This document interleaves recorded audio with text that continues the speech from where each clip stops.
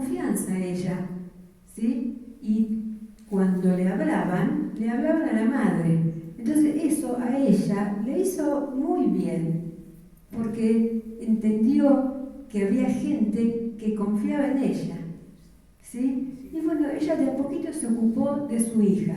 Tuvo recaídas, porque una persona adicta obviamente puede tener recaídas, pero uno es como que la volvía a convocar, se la volvía a acompañar desde un llamado telefónico, ¿sí? Desde un estar un poco más con ella y de hablar de huellas perdidas, como digo yo, de la novela que mira, pero sentirse persona, ¿sí? Y bueno, es esto, por eso la confianza es tan importante, no perderla.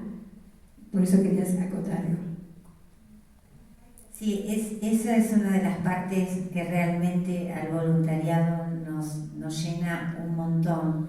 Ver cómo pasamos a ser parte de la vida del otro. La verdad que, como siempre digo, es un privilegio. En nosotros, paliativos adultos, y sobre todo cuando paliativos sí está llegando o el equipo entra en acción próximo a fin de vida, uno entra con respeto, con agradecimiento, esto que da motivo a este encuentro, ¿no? Con una actitud y una aptitud donde realmente somos muy cuidadosos, porque estamos ingresando a uno de los actos más importantes de la vida del ser humano, de esa persona, que es a su final de vida, que luego será su fallecimiento. Y nosotros, los voluntarios, pasamos a ser parte de eso, pasamos a sostener la mano, a transitar juntos, gracias a que ellos y sus familias o su núcleo afectivo nos los permiten, pasamos a integrar eso. Entonces yo digo, además de qué privilegio que es, con el respeto y el cuidado que tenemos que hacerlo y manejarnos, ¿no?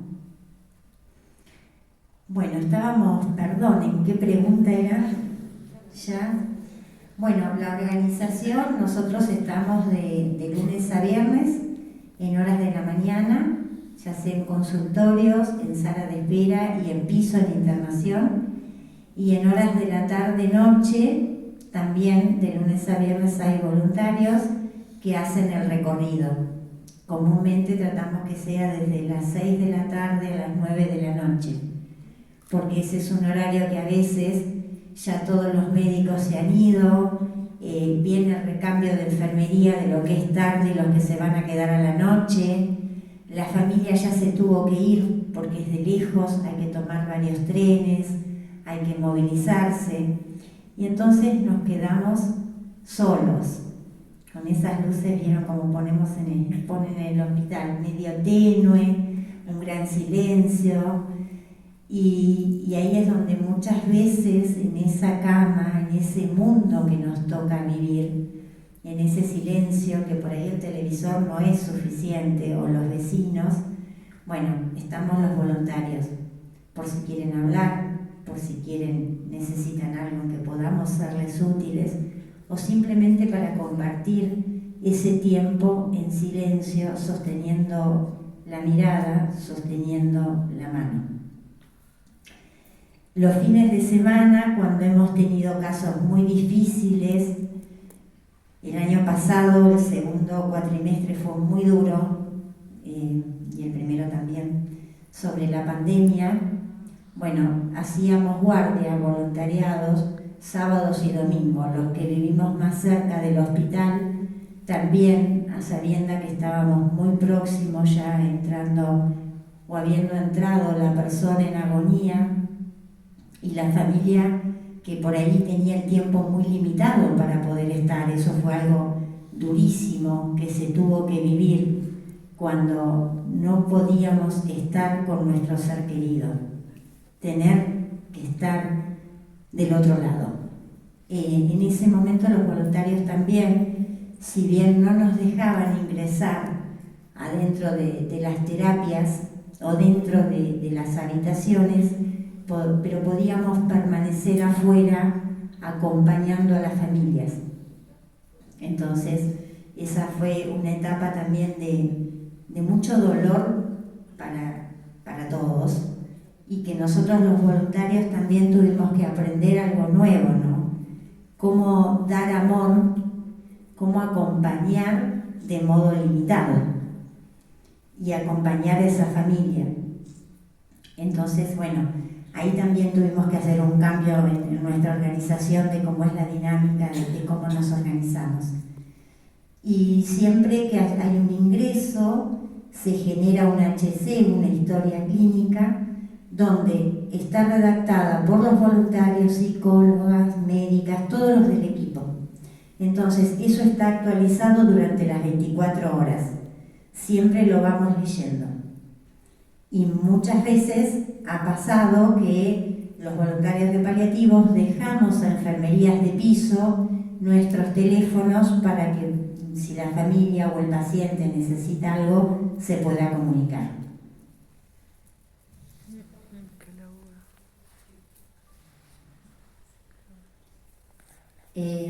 ¿Qué funciones se cumplen multidisciplinariamente interactuando con y otras instituciones en red?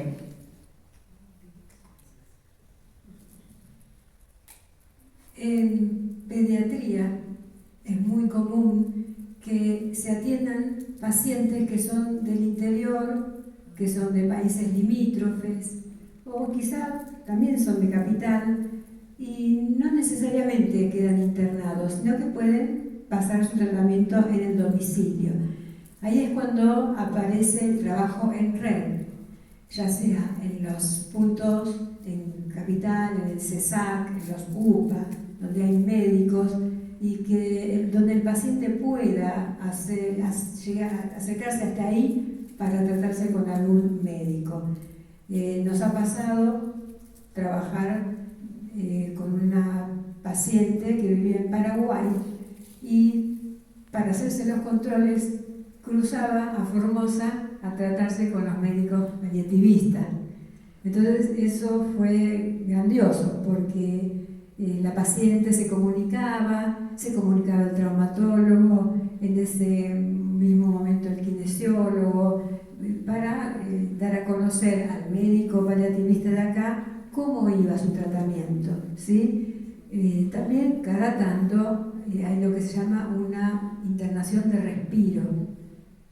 ¿Qué significa esto?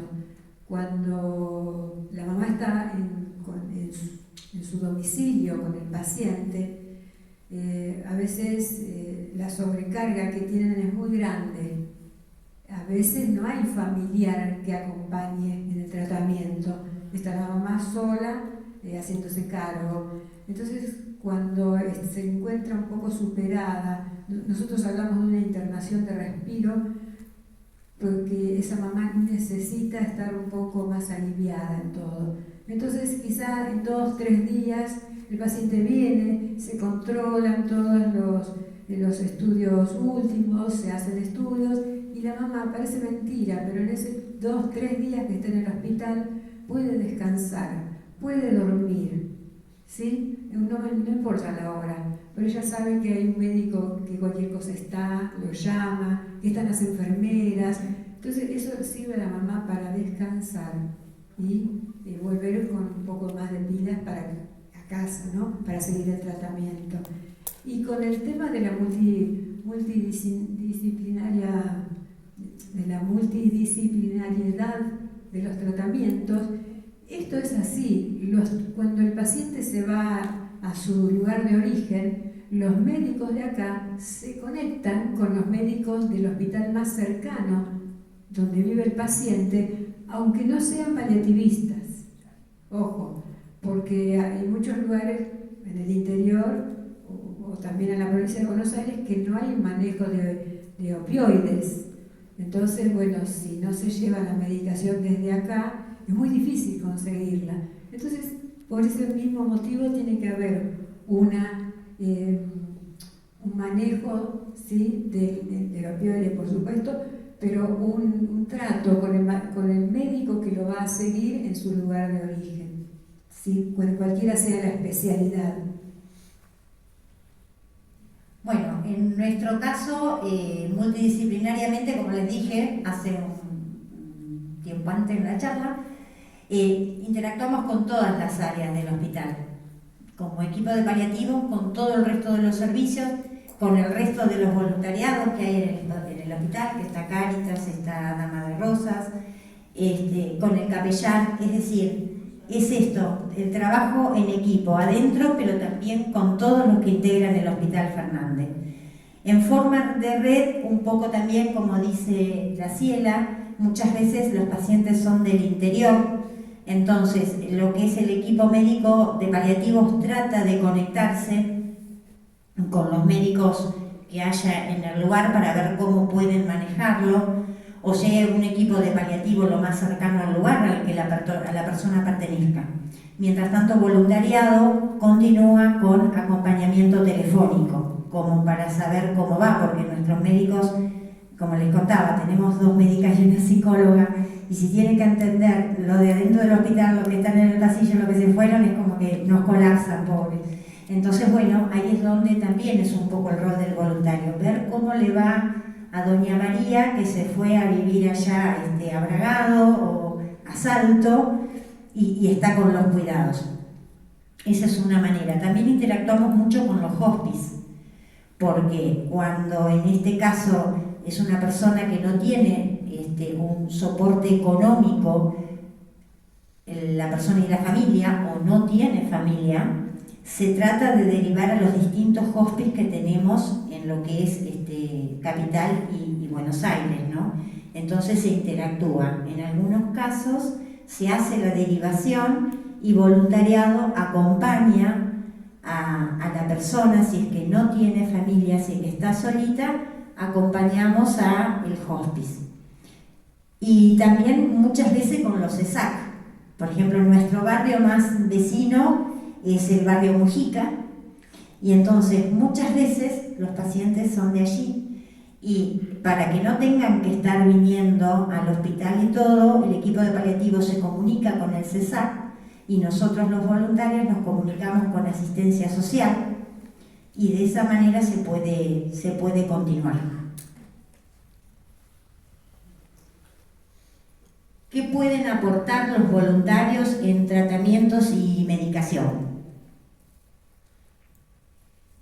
Bueno, y acá viene un mito, tabú, miedo con el tema de los opiáceos, ¿sí? Porque toda la gente piensa que se le dio la morfina, la metadona y bueno, ya está. Y realmente no es así, porque en definitiva los cuidados paliativos no aceleran ni atrasan un proceso que es vital en el hombre, porque la muerte forma parte de la vida, de su proceso. Entonces, cuando hablamos de opioides, muchas mamás tienen un poco de temor, y lo importante para nosotros es, bueno, escuchar, porque quizás no se lo dijo al médico, porque no sabe cómo decírselo, pero tiene miedos por lo que le dijeron, por lo que leyó, y bueno, ahí es donde la voluntaria, por lo menos en nuestro caso, tiene la oportunidad de hablar con la mamá, con el médico, acercarlos, porque nosotros le decimos, ninguna pregunta es tonta, porque uno se está ocupando de la salud del hijo. Entonces, todas las dudas son valederas, que no tenga miedo, que no le dé vergüenza. Pasa también el tema de la medicación.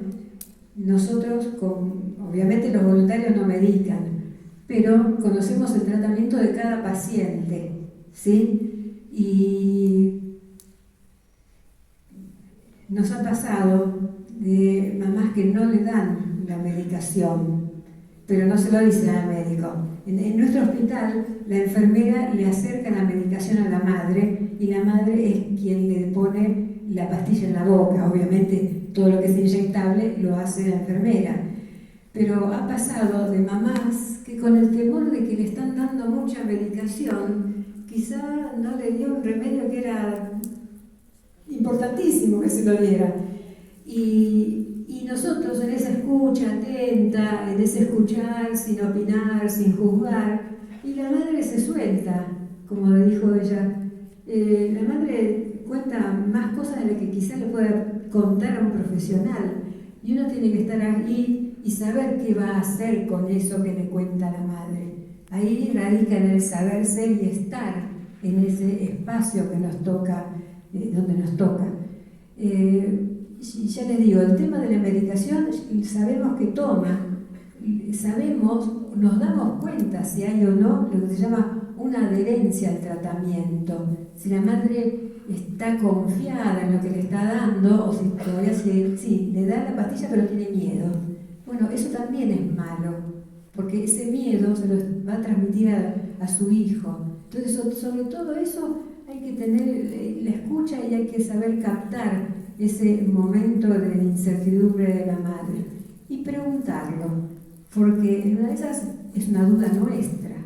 Entonces, con delicadeza, con muy buen tino, preguntar a la mamá cómo va todo con la medicación, ¿sí? Y sacarnos quizás son nuestras dudas y va todo bien, pero tampoco nosotras nos tenemos que ir con esas dudas, ¿sí? Y el tema de la medicación, no se me ocurre otras situaciones,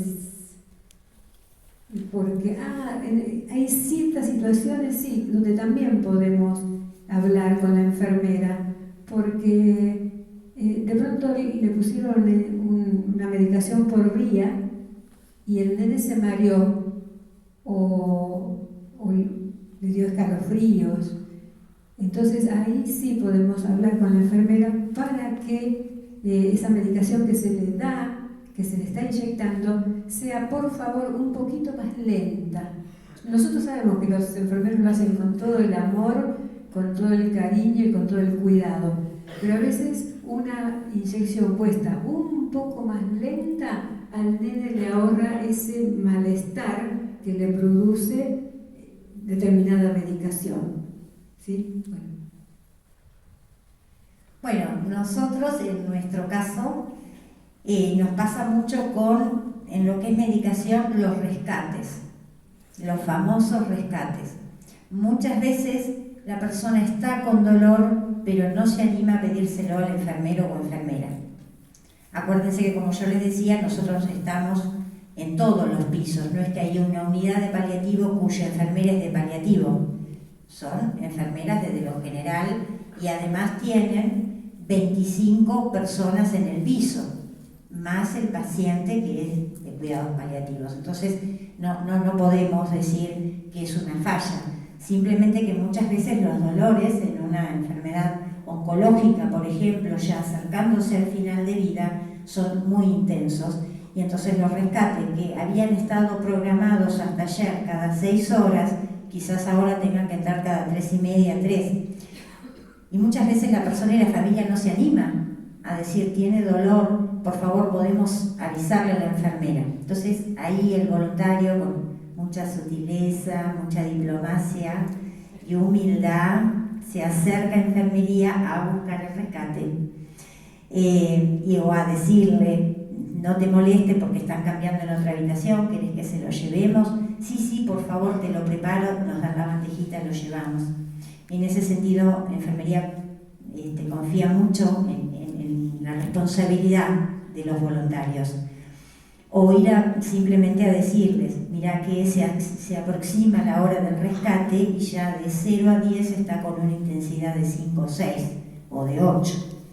Entonces, en esas cosas los voluntarios podemos. Muchas veces, esto que decimos, los opioides generan síntomas en la persona, nos cambian mucho, entonces empezamos a tener visiones, empezamos a hablar cosas que por ahí a nuestra familia le generan mucha angustia, a tener todo un comportamiento que parece como extraño, ¿no? Bueno, en eso también podemos calmar y acompañar a las familias y, como decía Graciela, ser el puente. hablar con los médicos y decirles, mire, ellos están muy angustiados porque dice que anoche llamó toda la noche a la mamá. Y por ahí el médico no está tanto, dice, pero ¿dónde está la mamá? No, la mamá falleció. Entonces, bueno, ahí estamos ante algo que se está produciendo, vienen los médicos, nuestras médicas se sientan, conversan todo lo que tienen que ellos preguntar y sus dudas. Entonces también desde allí el voluntario tiene mucho para poder aportar.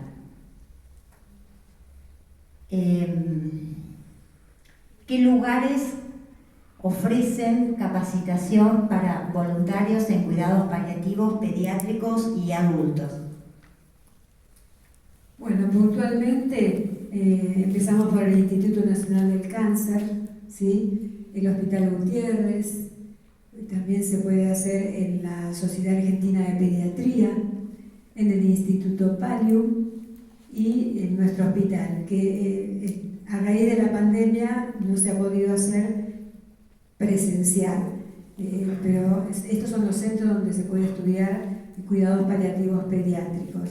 Lo que sí, hay niveles también, ¿no? Porque está el nivel básico, donde uno aprende todo acerca de los cuidados paliativos, y está el nivel superior, ¿sí? Donde los médicos, generalmente son médicos los que toman los cursos superiores y tienen una maestría. Después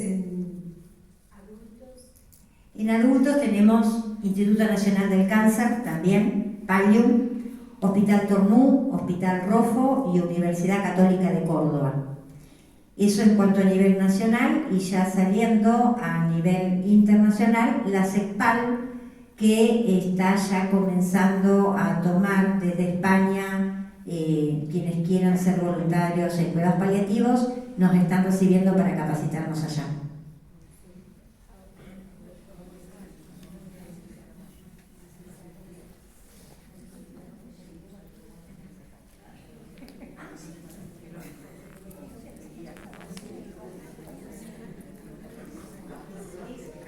¿Qué es el síndrome de Burnout? Sí, el famoso y nunca tan bien cuidado síndrome de burnout.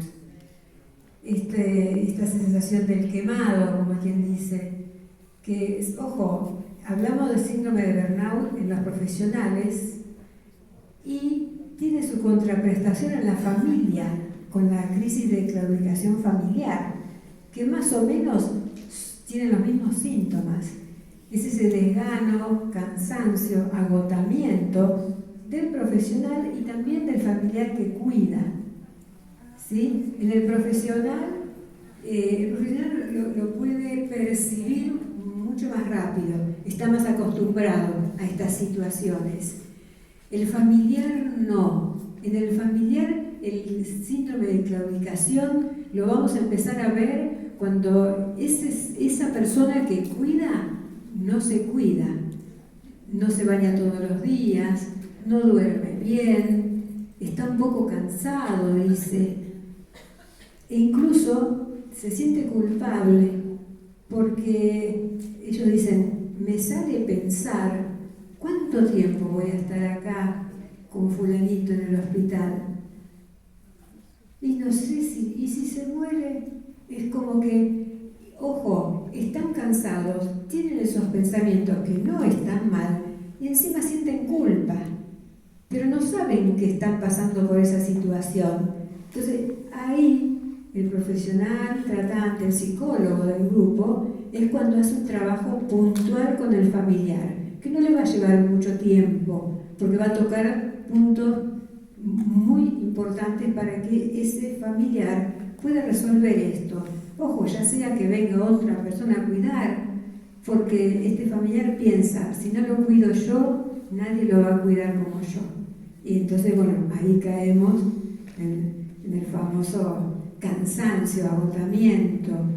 Y bueno, entender eso, que hay otra persona que también lo puede cuidar y querer tanto como vos lo haces. Apoyarle esa situación.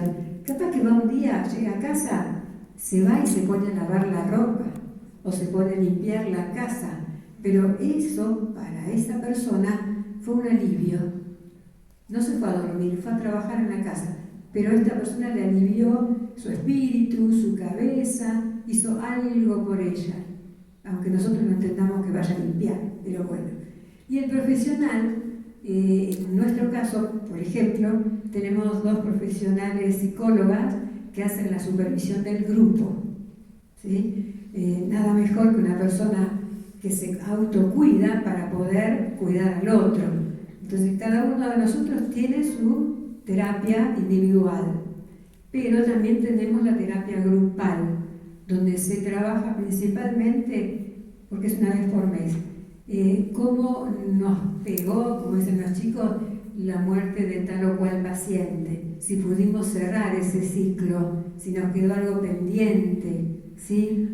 ¿Cómo lo estamos encarando? Si necesitamos hacer un paso al costado, que también es eso, tomarnos unos días, cerrar con este paciente y tomarnos unos días para poder procesar eso que estamos sintiendo y que no me permite trabajar libremente con los otros chicos. Bueno, en nuestro caso es muy parecido todo a lo que comparte Graciela, así que no voy a repetir, pero de ahí la importancia de que los voluntarios también acompañemos y contengamos siempre a la familia por esto que sucede. Los voluntarios también lo padecemos, entonces es como que también hay que cuidarlos. Nosotros tenemos nuestra psicóloga, que cada 15 días o una vez por mes también nos reunimos en equipo, y los casos que por ahí más nos han movilizado, entonces se aborda, lo conversamos, lo tratamos,